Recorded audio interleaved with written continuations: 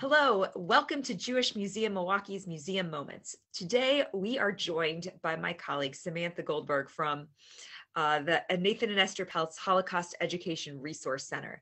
Because today is this week marks the 75th anniversary of the executions following the Nuremberg Trials. So we thought it would be an interesting time to explore some of the collections we have about the Nuremberg Trials, but also to look at the lasting legacy of the Nuremberg Trials. Before I turn it over to Sam, I just want to introduce this rather strange piece that we have in the museum.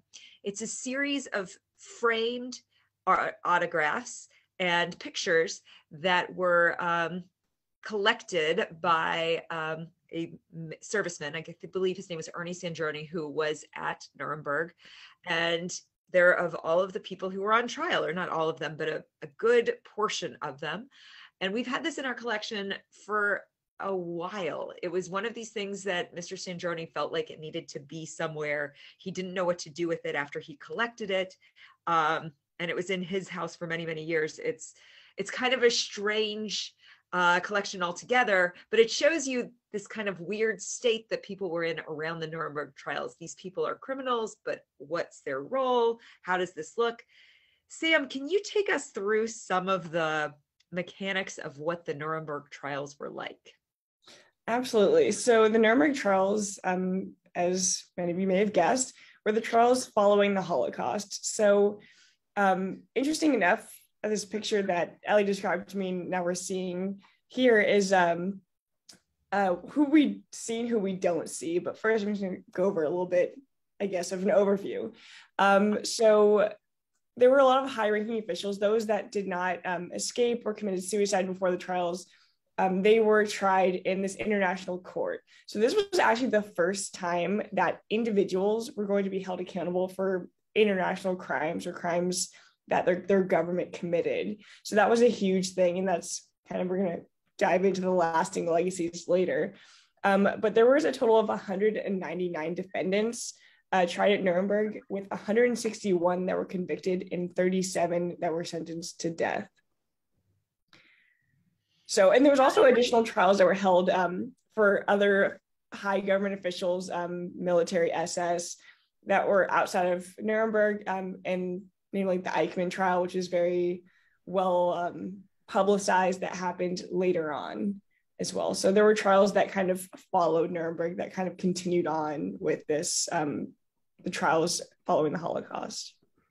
How did they determine who was eligible for the death penalty versus who was just kind of a normal Nazi, I would say?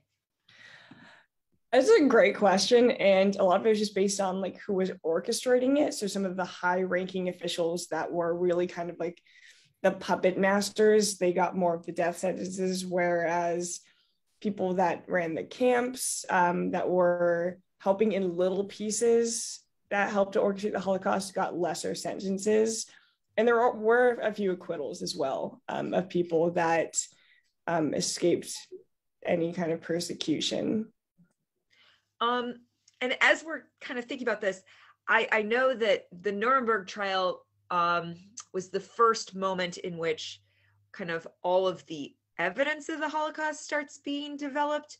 It's my understanding that it's over 16 miles of documentation, paper documentation, that people were sorting through.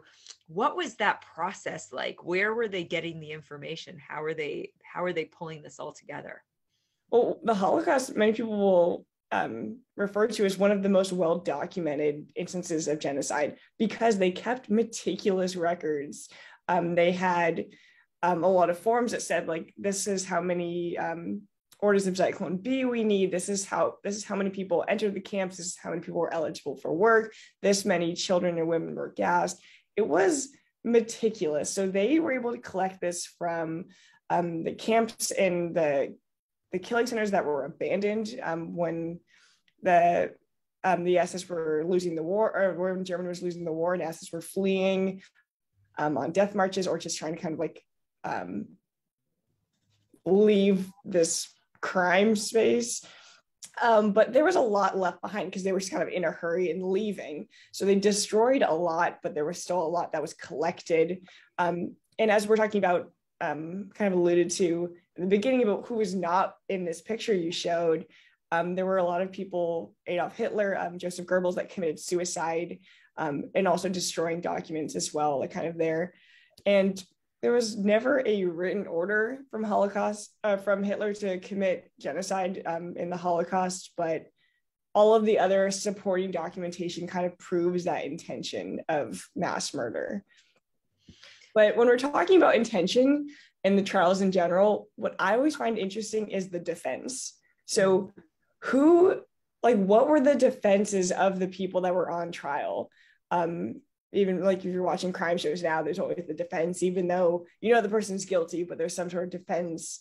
And most people will maybe assume that they plead like the insanity defense, but that was definitely not the case. They did what I called the cog in the machine defense, basically stating that, well, they were just a cog in the machine. They didn't really do anything. It wasn't their idea. They were just following orders. And that was supposed to kind of take away the responsibility of all of the millions of people that were killed based on these actions of all of these people following orders. So some of you may have heard of the Milgram experiment. Ellie, are you familiar? I am, yeah. Yeah, so the Milgram experiment was meant to show that ordinary people can commit violence against one another when being prompted by a person of authority. So this was a man in a white lab coat telling people to like hit a buzzer that was sending a shock to someone in another room. The shock wasn't actually happening. People weren't actually getting hurt, but there was an actor on the other side that was pretending to get hurt. And they were increasing the shock. And there was the man in the white lab coat prompting them, saying, keep doing it, until someone had actually kept hitting the buzzer until the person was presumed dead on the other side of the room. So what this was showing, although moral questions about this experiment have surfaced, obviously, even though no one was hurt, the psychological repercussions of that. But it basically was there to show that ordinary people could inflict pain on one another to the point of killing this other person when the person in the white lab coat, the person of authority, was telling them and prompting them to do so, and also taking that responsibility. Like you hear participants saying, well, if this guy dies or gets seriously injured, like, are you going to be taking the blame for that? And they say yes. And so when you look at that in the frame of the Holocaust, that's what a lot of the defendants were giving as their cog in the machine. Like, I was following orders. I was just pushing the button. I wasn't the guy in the lab coat. Exactly. So the guys in the lab coat were the ones that fled, the ones that committed suicide. There were a few of them that were executed, but those were the big players. Those were the Eichmann, the Joseph Goebbels, the Adolf Hitler. Those were the guys in the lab coat. I mean, many more, like the high-ranking officials could also be that guy, but it was so well orchestrated that people were just, oh, well, I was following orders from this person, who's following orders from this person, who's taking orders from this person, really taking the responsibility off of themselves. In terms of just kind of the international climate at the time, was this seen as, did people get a sense of peace from this, or was it because the big name players weren't there? Was it just kind of outside of the bounds of, yeah, this has to happen, but it doesn't feel like we're getting any kind of sense of closure from it? Is there? It's hard to say. Honestly, I think that a lot of people were disappointed that some of these big players committed suicide rather than facing their crimes, for sure. And obviously a lot of players fled and had to be caught later. But what's also interesting, especially in the Eichmann trial that we see, there was a lot of testimony, and in Nuremberg, a lot of testimony from victims. And I think that also gave a bit of closure because they were able to share their stories about what happened and say that man did it, and know that that person was going to be persecuted for the crimes that they committed. So I think that in some way, yes, some ways, no. They got to share their story in this big forum, which I mean was incredibly difficult for them for sure. But that sense that they're helping play a role in this injustice being done. Again, it's kind of hard.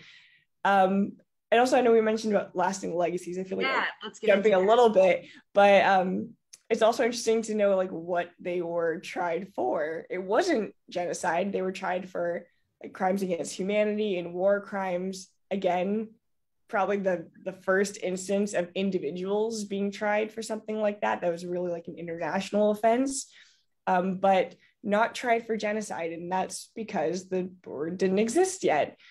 So Raphael Lemkin, who was trying to get this word really kind of ratified way early on, he was looking at the just in Armenia and what was happening in Germany in the Holocaust, eventually kind of won over this term and say that this is a crime, the crime against genocide. Why is it a bigger punishment to kill one person than it is to kill millions? So that was the question he was asking. So in 1948, they had the Convention for the Punishment and Prevention of Genocide. So that was made as an international crime in 1948. So that was obviously like 2 years after the Nuremberg Trials. So that none of them were tried for the crime of genocide because of that. So that's kind of one of the lasting legacies of Nuremberg, is that they were seeing all of these people, they were seeing what the world was capable of, and yet there was not a crime that could fit what was happening. Like they could not. It wasn't even a term to define what was happening at that. Yeah, exactly. It was so unthinkable that they could not define it really until later. So that is one of the lasting legacies, is that this new term, this new crime was created. In terms of what we see today when we talk about war crimes tribunals or truth and reconciliation, do you feel like there are things that are direct correlations between, say, Nuremberg and what we see in, Bosnia and The Hague, or, the discussions after the fall of apartheid in South Africa and the way in which governments respond to crimes against humanity in these spaces? Absolutely. I think Nuremberg was one of the first instances, and then these other trials are definitely kind of mirrored it in the way that you have an international court, because how does a government kind of put themselves on trial for these sort of instances of violence? So absolutely, I think that when we talk about testimonies, the way that Nuremberg and the Eichmann trial used testimonies of victims to help kind of put these people to justice, as well as like, when you look at the Truth and Reconciliation Commissions, those are all heavily focused on victims giving their testimonies and being able to put a face to the crime that was committed against them, which again was also quite a shock, is that some people, when they were met with Eichmann or some of these big high-ranking officials, they didn't know the faces. They weren't the people in the camps with them, putting a face and seeing that evil had a face and that it was very ordinary. Also quite shocking. So I want to thank you for joining me and helping explore this topic. The Holocaust Education Resource Center is a fabulous resource within our community for Holocaust education.